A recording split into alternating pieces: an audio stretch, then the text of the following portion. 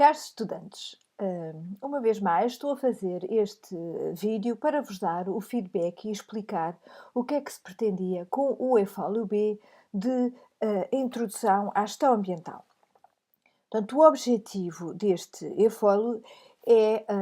vocês terem contacto com os diferentes instrumentos de política de ambiente e conseguirem identificá-los quando é que eles são aplicáveis numa determinada organização, numa determinada atividade económica.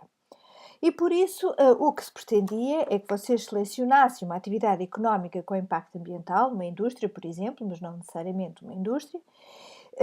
Indústria é essa ou atividade essa que conhecessem ou que pesquisassem na internet, que foi o que alguns de vocês fizeram, ou então porque é no local onde trabalham, e se vos colocassem no papel de um técnico de ambiente dessa mesma atividade. E solicitava-se que respondessem a 4 questões. Numa primeira linha, era solicitado que identificassem e caracterizassem sumariamente a atividade económica da organização em estudo, referendo o endereço do sítio na internet, e esta pergunta valia 0,5 valores. Penso que todos vós obtiveram a cotação máxima porque identificaram e bem essa organização, identificando também o endereço na internet dessa mesma organização, onde eu pudesse consultar informação sobre a mesma. Foram identificados diversos exemplos, desde indústrias relacionadas com a atividade alimentar, por exemplo, produção de leite, processamento, pesca e processamento de peixe, agropecuária, indústrias mais pesadas como, por exemplo, do aço, ou ligadas à construção, à farmacêuticas, pasta de papel, águas, entre outros exemplos. Portanto, tudo pacífico nesta linha. Depois, na linha B, pretendia-se para vocês começassem a identificar um exemplo de um instrumento de comando e de controle, que é um dos 3 tipos de instrumentos, tanto de comando ou controle ou regulamentação direta, que a atividade económica é obrigada a aplicar, porque os instrumentos de comando e controle são obrigatórios, são os chamados instrumentos de primeira geração. E normalmente eles dividem-se em vários tipos de instrumentos, consoante está no manual de apoio e nos PowerPoints que vos são disponibilizados ao longo dos tópicos, neste caso o último PowerPoint sobre este último tópico, sobre os instrumentos, e que eles podem ser, e muitos de vocês identificaram, maioritariamente normas, sendo elas normas de emissão, de qualidade, de utilização de produtos, etc. E aqui era muito importante que vocês identificassem a norma em particular associada àquela atividade económica, por exemplo, uma norma de emissão para o controlo dos efluentes gasosos, ou a norma de emissão, ou a norma de controlo das descargas para o meio receptor de águas residuais. E eu queria que vocês identificassem em particular a que decreto-lei se estão a referir, porque todas essas normas, como são obrigatórias, têm que estar suportadas por um determinado decreto-lei esse que remete para os valores para os quais são necessários estipular essas mesmas normas. No caso, por exemplo, estamos a falar de normas de emissão ou normas de qualidade dos recursos hídricos, ou solo, ou etc. Por exemplo, no caso dos valores limites de emissão para as emissões gasosas, referiu o Decreto-Lei número 78/2004, de 13 de abril. Só a título de exemplo. Portanto, era isso que se queria que identificassem, que explicassem, e porque, obviamente, faz sentido falar em emissões gasosas na indústria em questão, ou nas descargas de águas residuais, que, obviamente, só pode ser quando é aplicável, tendo em conta a característica desta mesma atividade económica. E esta pergunta valia 1,5 valores. Alguns de vocês disseram, por exemplo, as cotas de pesca, porque um dos exemplos que identificaram, por exemplo, era uma indústria de atum, ou associadas ao licenciamento ambiental, ou às licenças ambientais, no âmbito do controle integrado de poluição, que obriga a determinar as indústrias que estão estipuladas no Decreto-Lei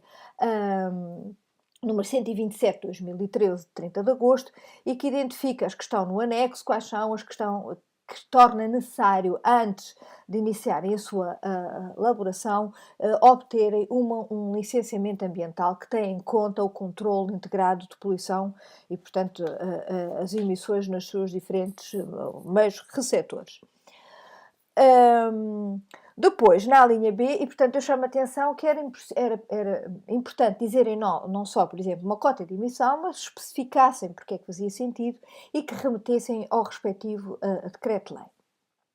Depois, na linha C, por engano está escrito B no enunciado, mas era a linha C, solicitava-se que identificasse, por sua vez, um exemplo de um instrumento económico e fiscal ou de mercado dessa mesma atividade económica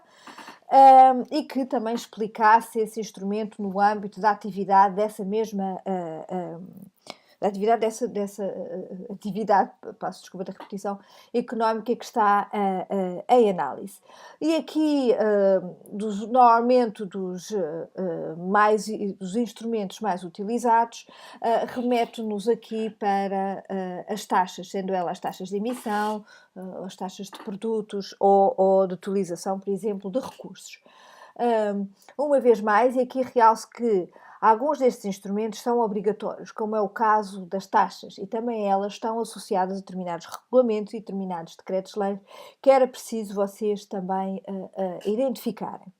No caso das taxas, por exemplo, era fácil consultarem na Agência Portuguesa do Ambiente, e houve um de vocês que o fez e muito bem, remeteu para um site da Agência Portuguesa do Ambiente, onde tem listadas todas as taxas ambientais que existem, normalmente taxas associadas à gestão de resíduos, ou às taxas associadas à gestão dos recursos hídricos, e que até é interessante verificar quais são os valores associados a essas mesmas taxas. Eu depois disponibilizo esse mesmo link para poderem consultar a título exemplificativo e informativo, é interessante. Mas podem estar associados também a este tipo de instrumentos, por exemplo, subsídios ou isenções fiscais, ou muitas vezes que podem resultar de alguma forma de um acordo e que não sejam necessariamente obrigatórios. Mas a maior parte destes instrumentos também são de cariz obrigatório, mas não todos. Depois, na última linha, portanto, esta valia também 1,25 valores. A última, o que solicitava, enquanto nas outras era para identificarem exemplos concretos que eram aplicados ou estão a ser aplicados nessa organização que vocês pesquisaram, mas na linha D o que se pretendia, devido à sua própria característica de ser um instrumento voluntário e não obrigatório, que vocês propusessem um instrumento de informação e de atuação voluntária que considerassem importante a organização implementar para melhorar a sua política e desempenho ambiental, justificando a sua escolha e considerando a eficiência ambiental e económica do referido produto. Aqui alguns de vocês identificaram e bem alguns destes instrumentos que já estão a ser implementados na organização, mas depois tiveram a preocupação de proporem que desenvolvessem, que propusessem da vossa própria cabeça, digamos assim, o que tornou o exercício mais interessante. Isto valia um valor. Porque aqui a maior parte muitas das organizações, por exemplo, já estão certificadas no âmbito da ISO 14000 para a implementação dos sistemas de gestão ambiental. Neste caso, quando eram essas organizações, o que fizeram foi propor outro tipo de instrumentos. E aqui os instrumentos são diversificados, também como diz no manual. Alguns de vocês propuseram, por exemplo, a implementação de um rótulo ecológico para um determinado produto, que isso é uma forma de significar que esse produto tem em conta determinados pressupostos de importantes desempenho ambiental ou de minimização do impacto ambiental desse mesmo produto, ou, por exemplo, relatórios ambientais, ou seja,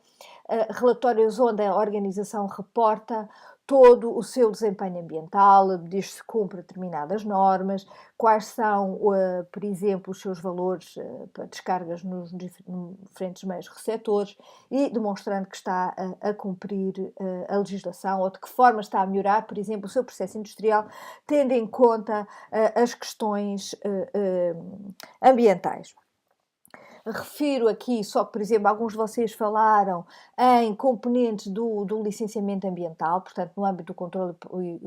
integrado de poluição, mas isso, tudo o que está associado ao licenciamento ambiental é obrigatório, não é voluntário, portanto, e não era isso que se pretendia nesta questão. Mas pronto, era isto que eu vos queria explicar. Obviamente faço sempre sob esta forma de vídeo a resolução, porque não havia uma pergunta única. mas tudo dependia da organização que analisassem em pormenor. As notas foram muito boas, houve fólios com a cotação máxima, o que me deixou bastante contente. Encontrei alguns exemplos que também para mim são aprendizagem, porque não os conhecia, e foi uma forma de facto de tomar em contacto como é que estes instrumentos estão e podem ser aplicados pelas diferentes organizações. Resta-me desejar agora boa sorte para o PFólio. Eu penso que todos os que fizeram ou que optaram pela avaliação contínua e que fizeram o eFólio A ou o B obtiveram aprovação, portanto, estão todos de parabéns e já sabem que o que necessitarem da minha parte podem sempre colocar no fórum alguma dúvida ou esclarecimento que tenham, nomeadamente agora na altura de preparação para o PFólio ou mesmo para o exame, para aqueles que não optaram pela avaliação contínua. Continuação de um bom estudo e de uma boa semana.